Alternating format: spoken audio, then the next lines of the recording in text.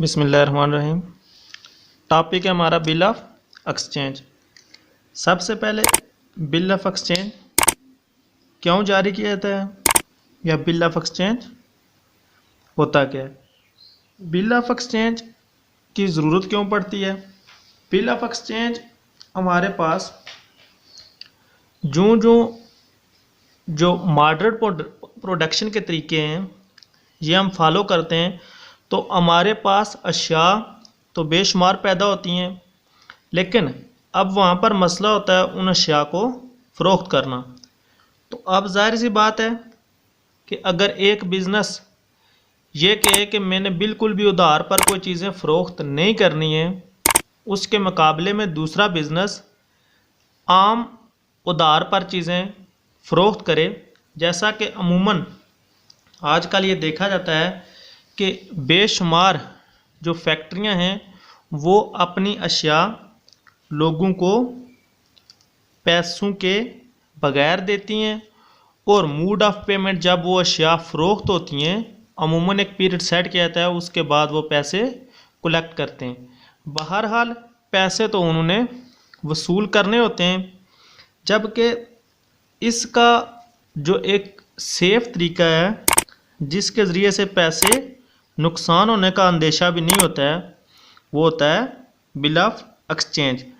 अब जब उधार पर चीज़ें फ़रोख्त की जाएं तो जब पैसे अमूमन मांगे जाते हैं तो जिस शख्स ने उधार लिया होता है वो या तो ये कहता है जी कि अशिया ख़राब थी, वो ज़ाया हो गई हैं, मैं पैसे नहीं दे सकता, और दूसरी तरफ अगर आप मज़ीद अशिया उधार देते रहते हैं तो आपके लिए कारोबार चलाना मुमकिन नहीं होता है अगर आप सारी की सारी चीज़ें उधार पर देते हैं।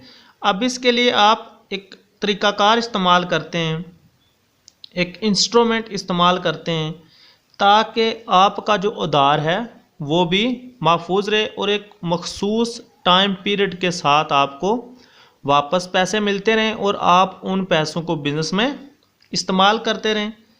अब इस सारे काम के लिए जो चीज़ सबसे बेहतरीन तौर पर इस्तेमाल होती है, define bill of exchange. Bill of exchange is a unconditional order in writing drawn by one person on other, signed by the acceptor, requiring the acceptor to pay on demand और at fixed or determinable future time a certain sum of money only to or to the order of specified person or to the bearer। Bill of exchange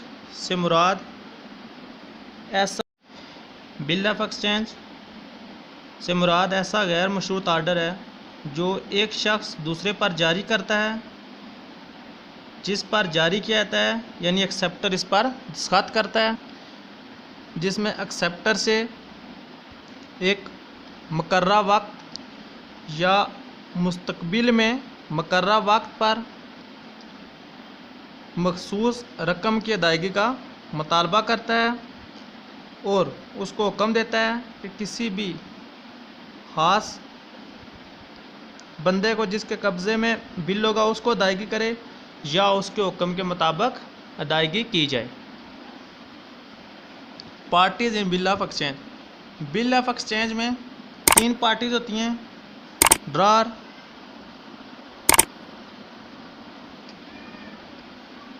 dry and पे। जो बंदा bill of exchange जारी करता है drawer होता है, जारी करने वाला। बिल ऑफ एक्सचेंज जारी करने वाला। ड्राई होता है कबूल करने वाला, यानी जो बिल ऑफ एक्सचेंज को एक्सेप्ट करता है, जो एक्सेप्टेंस देता है। और पे होता है जिसको अदा किया जाता है।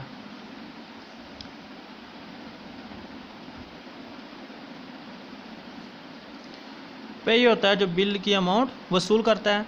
ज़्यादातर केसेस में जो ड्रार होता है वही पे भी होता है, लेकिन बाज़ केसेस में पे अलग भी होता है, यानी कि इंडोर्समेंट में और डिस्काउंटिंग में। इसके अलावा कुछ टर्में हैं जो बिल ऑफ एक्सचेंज में इस्तेमाल होती हैं, जैसे ड्यू डेट,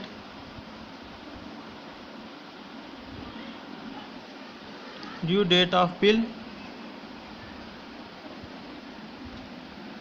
यानी कि मुकर्रा तारीख। जो फिक्स टाइम होता है बिल की पेमेंट का, वो चाहे 2 महीने हो 3 महीने हो, जो मुकर्रा वक्त होता है वो बिल की ड्यू डेट होती है। अब अगर 3 महीने का बिल होता है तो ड्यू डेट के बाद कुछ टाइम एक्स्ट्रा दिया जाता है, जिसको कहते हैं grace day. Grace day, grace day जो फिक्स डेट होती है उसमें जो एक्स्ट्रा टाइम शामिल होता है, अमूमन 2 से 3 दिन, वो ग्रेस डेज होते हैं। उसके अलावा मुकर्रर तारीख ड्यू डेट और ग्रेस डेज एक्स्ट्रा जो टाइम दिया जाता है। उसके बाद बिल रिसीवेबल,